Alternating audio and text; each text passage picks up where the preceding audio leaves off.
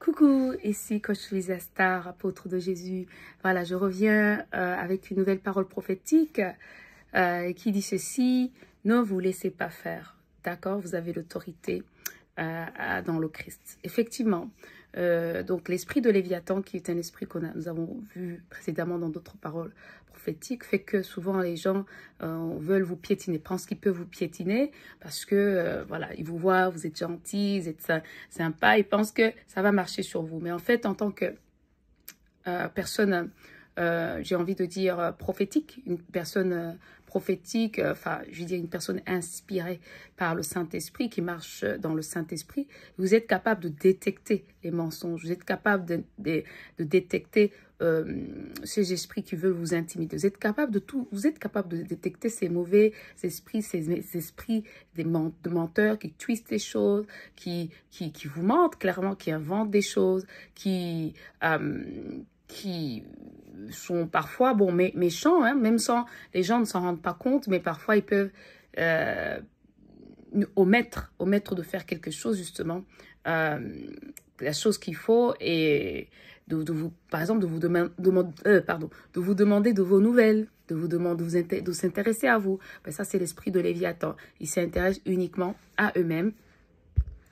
L'orgueil, une estime excessive de soi-même. Oula, il y a trop d'ombre. Il y a trop d'ombre, je ne sais pas ce qui se passe. Alors, attendez, ce que je fais. Ça c'est... Bon, on va la terminer la parole parce qu'il n'y a pas le temps. Donc, sachez que vous avez une autorité dans le Christ. Ça fait un peu pâle, hein? Je n'aime pas ça. Donc, comme c'est marqué dans Luc 10, 19... Voici, je vous ai donné le pouvoir de marcher sur les serpents et les scorpions et sur toute la puissance de l'ennemi, et rien ne pourra vous nuire. Voilà, donc vous devez marcher avec une autorité, l'autorité du Christ, qui dit donc que vous avez une puissance, que voilà, vous ne devez pas hésiter à remettre ces gens à leur place, tout simplement pour leur remettre je veux dire, à leur place, mais gentiment, hein, mais quand même de leur remettre à leur place, de ne pas vous laisser faire par ces démons qui veulent parfois vous maltraiter, ou voilà, qui continuent de vous maltraiter. Et à un moment, vous dites stop, et les gens seront étonnés, ils vont dire, mais non, mais attends, on ne savait pas qu'elle était comme ça. Ah ben oui, parce que vous avez l'autorité du Christ et de Saint-Esprit, effectivement, qui est avec vous, vous dit qu'il ne faut pas vous laisser faire. Donc, c'est incroyable. Même la plupart, si vous regardez les grands prophètes, je ne dis pas que je suis prophète, mais je dis que les grands prophètes, la plupart, ils avaient beaucoup de caractère. Ils ne se laissaient pas faire. Regardez, on peut citer Paul, on peut citer Moïse, on peut citer d'autres.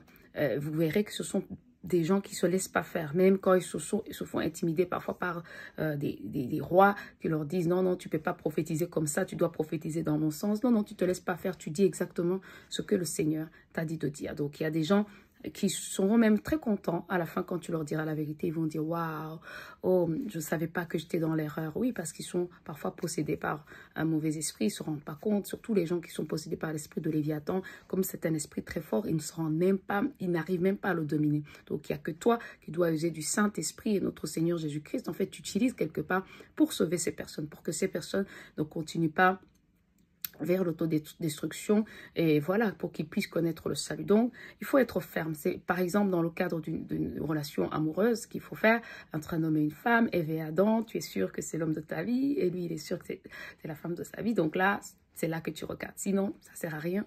Tu dis ciao, ciao, tu parles, c'est tout. Parce que tu ne veux pas des problèmes. Parce que tu n'as pas, on va dire, comment on dit ça? L'onction nécessaire pour pouvoir parler, raisonner cette personne. Tu as une onction pour ton mari, et pas pour n'importe quelle personne, sinon tu vas avoir des problèmes. C'est pas pour rien que Dieu vous a mis ensemble, c'est pour que tu puisses l'aider, que lui aussi puisse t'aider.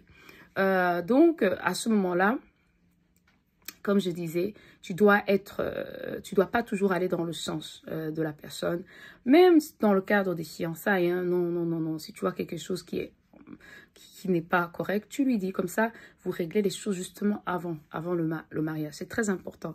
Il faut être ferme, mais il ne faut pas être méchant. On ne dit pas qu'il faut être méchant, il faut être ferme. C'est-à-dire, il faut le faire, mais il faut que la personne ressente que ça vient d'un endroit de l'amour.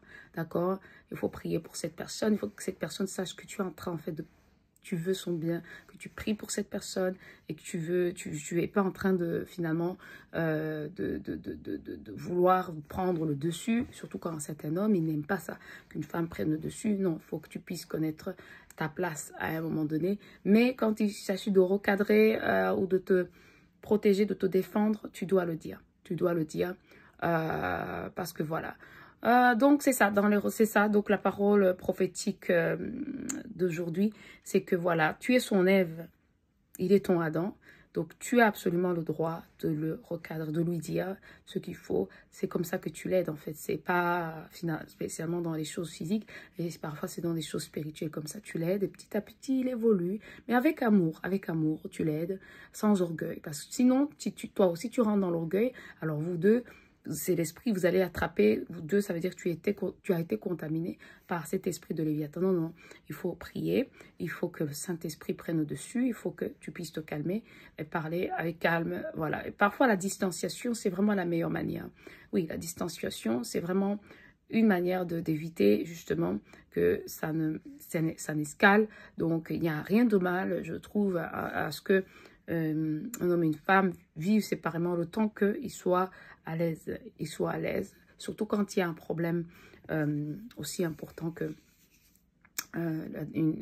par exemple, un besoin de délivrance. Voilà, donc ça c'était la parole d'aujourd'hui. Ne te laisse pas faire, ne te laisse pas faire. Même en dehors du couple, ne te laisse pas faire en dehors en général par des gens qui veulent te marcher dessus parce qu'ils croient que, parce que tu es un enfant de Dieu, excusez-moi tu es un enfant de Dieu, tu n'as pas, comment dire, tu ne peux pas te défendre, on peut te marcher dessus, non, jamais. Au contraire, toi, tu as le pouvoir, parce que tu as le pouvoir de marcher sur les serpents et les scorpions. Donc, n'oublie pas, tu ne te bats pas contre la chair, pardon, mais tu te bats contre les esprits. D'accord? Donc, ça, c'était dans la parole de... attendez, c'était...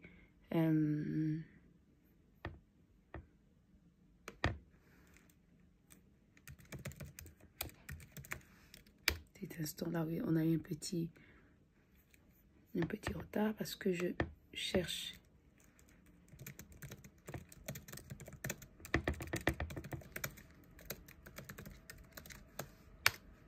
Mais je tiens à sortir.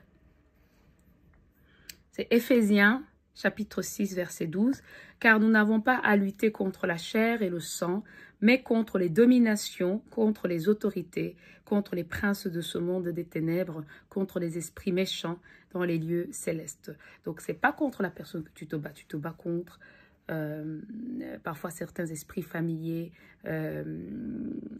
Voilà, c'est par exemple, s'il y a de l'abus dans la famille, voilà, ça veut se perpétuer dans la famille. Donc, toi, tu dois dire stop. Parce que tu dois dire stop et rappeler à cette personne qui est en face de toi que c'est celui qui est censé briser les malédictions, pas celui qui est censé perpétuer cela. Donc, voilà, parce que c'est un combat spirituel. Le but, c'est de libérer... de se libérer des chaînes, enfin de libérer sa famille des chaînes. Donc, le but n'est pas de rentrer dans ces cycles toxiques. D'accord? Voilà, c'était la parole d'aujourd'hui. Allez, bonne journée ensoleillée. Ciao!